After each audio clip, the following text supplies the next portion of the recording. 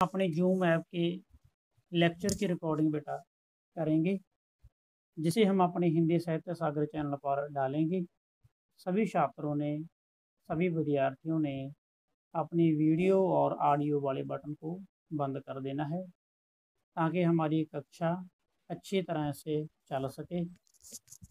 बाद में आप हमारे चैनल हिंदी साहित्य सागर पर इस लेक्चर को सुन सकेंगे। तो चलिए, आज हम करने वाले हैं बीए फाइनल के सेमेस्टर 5वें के टॉपिक तुलसीदास का जीवन परिचय और उनकी काव्यगत विशेषताओं के बारे में। सबसे पहले तुलसीदास जी का जन्म के बारे में हम पढ़ेंगे।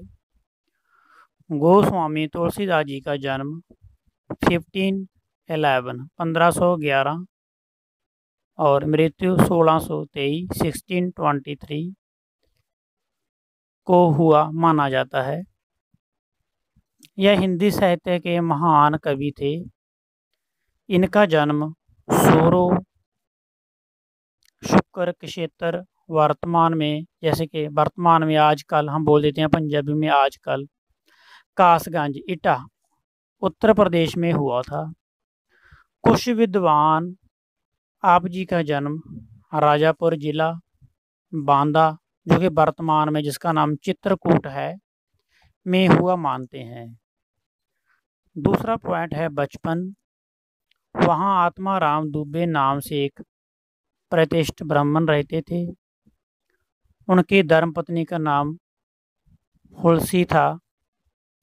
संवत 1511 के श्रावण मास में, श्रावण होता है सावन का महीना, श्रावण मास में इन्हीं दंपति के यहाँ तुलसीदास का जन्म हुआ।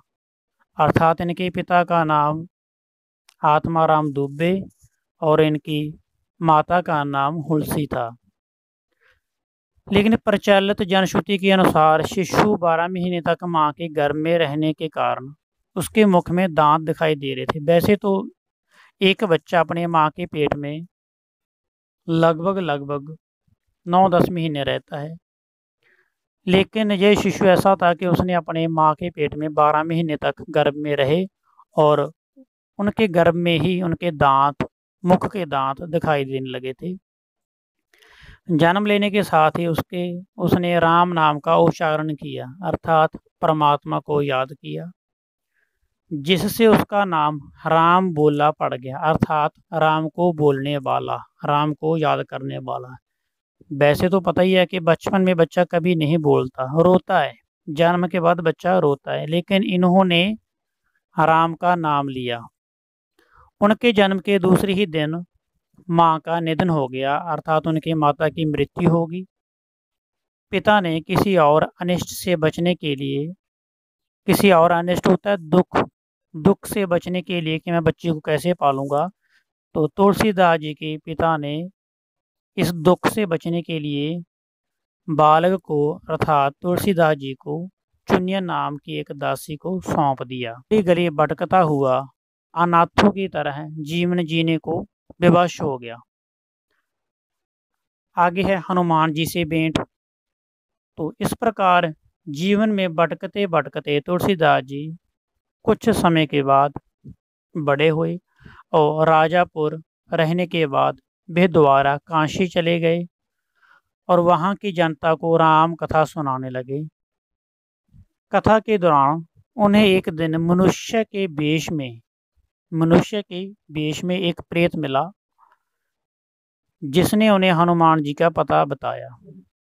हनुमान जी से मिलकर तुलसीदास जी ने उनसे श्री रघुनाथ अर्थात श्री राम जी के दर्शन कराने की प्रार्थना की। हनुमान जी ने वचन कहे कि तुम्हें चित्रकूट में रघुनाथ जी के दर्शन होंगे। चित्रकूट एक जगह का नाम है। इस पर तुलसीदास जी चित्रकूट की ओर चल पड़े। आगे है राम जी के दर्शन होने का अंकन। राम जी अर्थात श्री राम चित्रकूट पहुंचकर उन्होंने रामघाट पर अपना आसन जमाया।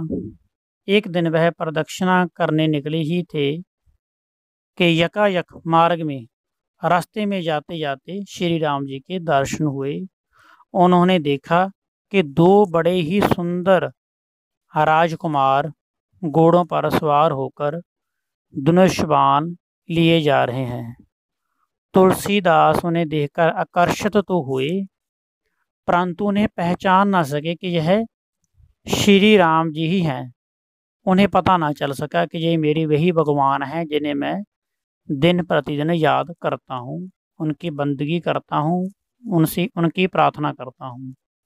संवत 1607 ईस्वी को मौनी अमावस्या को बुधवार के दिन उनके सामने भगवान श्री राम जी पुनः प्रकट हुए, दोबारा प्रकट हुए। तो उन्होंने बालक रूप में आकर तुलसीदास से कहा, बाबा हमें चंदन चाहिए, क्या आप हमें चंदन दे सकते हैं? तो हनुमान की कृपा दृष्टि से ही उन्हें पता चल गया कि यह श्री राम जी ही हैं। उनका दर्शन कर तुलसी जी का जीवन धन्य हो गया। आगे है बेटा तुलसीदास जी की रचनाएं। इनके ग्रंथ तो बहुत से हैं, लेकिन 12 ग्रंथ 12 रचनाएं अति महत्वपूर्ण हैं, जिनके कुछ नाम इस प्रकार हैं। रामचरितमानस, बरबय रामायण, पार्वती मंगल, जानकी मंगल, रामज्ञा प्रेषण, दोहावली, रामलला नेछु, विनय पत्रिका, श्री कृष्ण गीतावली, कवितावली और लास्ट में है हनुमान चालीसा। आपको इनके जो नाम आसान लगें, सरल लगें, वह कुछ नाम आप याद कर सकते हो पेपर के लिए। लास्ट पॉइंट है मृत्यु। तुलसीदास जी जब काशी में रहते थे तो एक रात कलयुग मूर्त रूप धारण करके उनके पास आया और उन्हें पीड़ा पहुंचाने लगा, दुख देने लगा। तुलसीदास जी ने उसी समय हनुमान जी का ध्यान किया, हनुमान जी को याद किया। हनुमान जी ने साक्षात प्रकट होकर उन्हें प्रार्थना के पद रचने को कहा। इसके पश्चात उन्होंने अपनी अंतिम कृति विनय पत्रिका लिखी। विनय का अर्थ वही होता है बेनती करना, प्रार्थना करना, क्योंकि हनुमान जी ने उन्हें कहा था कि प्रार्थना के पद रचिए तो आपको कोई भी दुख कष्ट नहीं पहुंचेगा। तो उन्होंने वैसा ही किया। तुलसीदास जी ने विनय पत्रिका एक ग्रंथ लिखा और उसे भगवान के चरणों में समर्पित कर दिया। संवत 1680 में श्रावण कृष्ण तृतीया शनिवार को तुलसीदास जी ने राम राम करते हुए अपना शरीर का त्याग कर दिया था। यह तो था बेटा तुलसीदास जी का जीवन परिचय। आगे हैं इनकी काव्यगत विशेषताएं। तुलसीदास जी राम भक्ति धारा के सर्वश्रेष्ठ साहित्यकार माने जाते हैं। इन्होंने अपनी राम भक्ति के माध्यम से भारतीय जनमानस में नई चेतना जागृत की। पहला पॉइंट है राम का स्वरूप। तुलसी के काव्य के आदर्श राम हैं। उन्होंने अपने काव्य में राम का अवतार मानकर उनके निर्गुण और सरगुण दोनों रूपों की ही आराधना की है। निर्गुण होता है जिसका कोई आकार न हो, साकार हो, अर्थात जन्म मरण से रहित हो। सगुण होता है जिसका आकार हो। तो तुलसीदास जी ने उनके दोनों रूपों का ही वर्णन किया है। दूसरा पॉइंट है विषय की व्यापकता। तुलसी साहित्य में भाव विविधता उनकी प्रमुख विशेषताएं हैं। उन्होंने अपने काव्य में जीवन के विविध रूपों को यथार्थ रूप प्रदान किया है। रामचरितमानस में राम जन्म से लेकर राम के राजतिलक की संपूर्ण कथा है। जो सबसे पहले तुलसीदास जी ने ग्रंथ लिखा था रामचरितमानस, उसमें श्री राम जी के जन्म से लेकर राम जी के राजतिलक की संपूर्ण कथा है और 7 कांडों में है। कांड होता है 7 खंडों में, 7 कांडों में अर्थात 7 खंडों में 7 भागों में प्रस्तुत किया है। इन्होंने राम कथा में विविध प्रसंगों के माध्यम से राजनैतिक, सामाजिक एवं पारिवारिक जीवन के आदर्शों को समाज के समक्ष प्रस्तुत किया है। लोक मंगल की भावना। तुलसी जी सच्चे लोक नायक थे। उनकी समस्त भक्ति भावना लोक कल्याण की भावना पर टिकी हुई है। लोक कल्याण हेतु ही इन्होंने समन्वय की स्थापना की। समन्वय होता है समान, दोनों को समान समझना, समन्वय। इनका समस्त काव्य आदर्श समाज की स्थापना का संदेश देता है कि समाज को कैसे अच्छा बनाया जा सकता है। तुलसी काव्य में आदर्श ही आदर्श हैं। मानस में कवि ने कौशल्या को आदर्श माता कहा है, राम को आदर्श पुत्र कहा है, सीता को आदर्श पत्नी, भरत और लक्ष्मण को आदर्श भाई और हनुमान जी को आदर्श सेवक, सुग्रीव को आदर्श मित्र माना है। अगला पॉइंट है समन्वय की भावना, समान होने की भावना। तुलसीदास जी का काव्य लोक कल्याण तथा समन्वय की विराट भावना से ओतप्रोत है।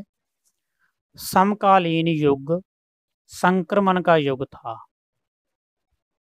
समस्त हिंदू जाति सामाजिक एवं राजनैतिक दृष्टि से पतन की ओर जा रही थी। लोगों के मन से धार्मिक भावना तो बिल्कुल समाप्त होती जा रही थी। ऐसी विकट, ऐसी दुखदायक परिस्थितियों का मुकाबला करने हेतु तुलसीदास जी ने समन्वय की भावना का सहारा लिया। आगे है 5 नंबर पॉइंट, भक्ति भावना। जो तुलसी जी की भावना है वह दास्य की भावना है। अपने आप को दास समझकर, भगवान को बड़ा समझकर उनकी भक्ति करना, दास्य भाव की भक्ति भावना है। इनकी भक्ति संत कबीर दास आदि निर्गुण संतों की भांति ज्ञान और योग से परिपूर्ण भावना से युक्त है। अगला पॉइंट है बेटा प्रकृति चित्रण।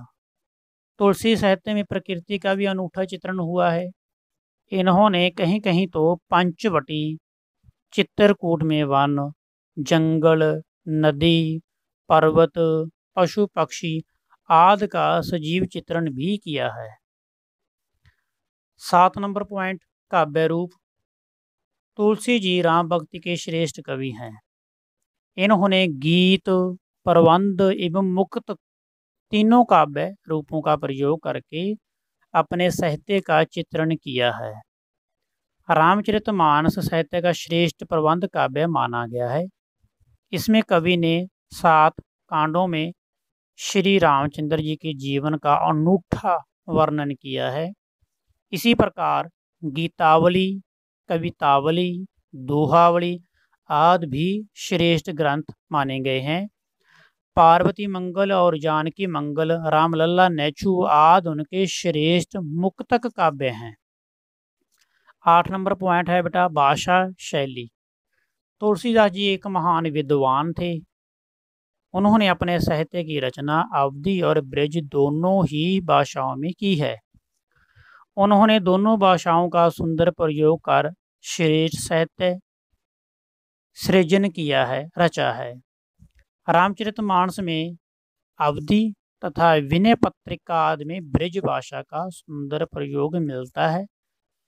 अवधी भाषा में तत्सम शब्दावली का भी प्रयोग हुआ है। तत्सम शब्द होते हैं बेटा जो संस्कृत के शब्द हैं, वैसे के वैसे ही अवधी भाषा में लिख दिए गए हैं, उन्हें बोल देते हैं तत्सम शब्दावली। आगे है अलंकार। उन्होंने बहुत से अलंकारों का भी प्रयोग किया है क्योंकि बहुत बड़े विद्वान थे। तुलसी काव्य में अलंकारों का सफल एवं सुंदर प्रयोग तो हुआ है, साथ ही उन्होंने उपमा, रूपक, उत्प्रेक्षा आदि अनेक उनके प्रिय अलंकार हैं। इसके साथ साथ अनुप्रास, विभावना, विरोधाभास, वक्रोक्ति आदि अलंकारों का भी सुंदर एवं सजीव चित्रण किया है। रूपक अलंकार का सुंदर उदाहरण दृष्टव्य है। लास्ट 10 नंबर पॉइंट है बेटा छंद। छंद कवि की योजना अत्यंत श्रेष्ठ है। इन्होंने अपने काव्य भाषा में वार्णिक और मात्रिक दोनों 2 प्रकार के छंद माने जाते हैं। एक होता है वार्णिक जहाँ पर वर्णों की गिनती होती है, दूसरा होता है मात्रिक जहाँ पर मात्राओं की गिनती होती है। तो दोनों छंदों का इन्होंने अपने काव्य में प्रयोग किया है, सुंदर अंकन किया है। तुलसी जी ने दोहा, चौपाई, कवित्त, सवैया, कुंडलियाँ आदि छंदों का सुंदर प्रयोग किया है। लास्ट पॉइंट है बेटा रस। तुलसीदास जी को रस सिद्ध कवि कहना कोई बड़ी बात नहीं है, अतिशयोक्ति भी नहीं होगी, क्योंकि अनेक भावों एवं रसों का सुंदर प्रयोग उन्होंने अपनी रचनाओं में किया है। इनके काव्य में भक्ति प्रधानता होने के कारण शांत रस सबसे ज़्यादा माना गया है, सर्वत्र होता है सबसे ज़्यादा माना गया है। अभिव्यंजना अर्थात उसमें अभिव्यक्त है। सारांश, उनका संपूर्ण काव्य आदर्श लोक कल्याण एवं समन्वय की भावना से ओतप्रोत रहा है। वे सच्चे अर्थों में लोक नायक थे। जैसे एक हीरो होता है उसी प्रकार ये लोगों के हीरो थे, लोक नायक थे। बेटा आज के लिए इतना ही। संयम रखने के लिए सभी छात्रों का बहुत बहुत धन्यवाद। कल हम नए टॉपिक के साथ आएंगे और नया टॉपिक करेंगे। बहुत बहुत शुक्रिया।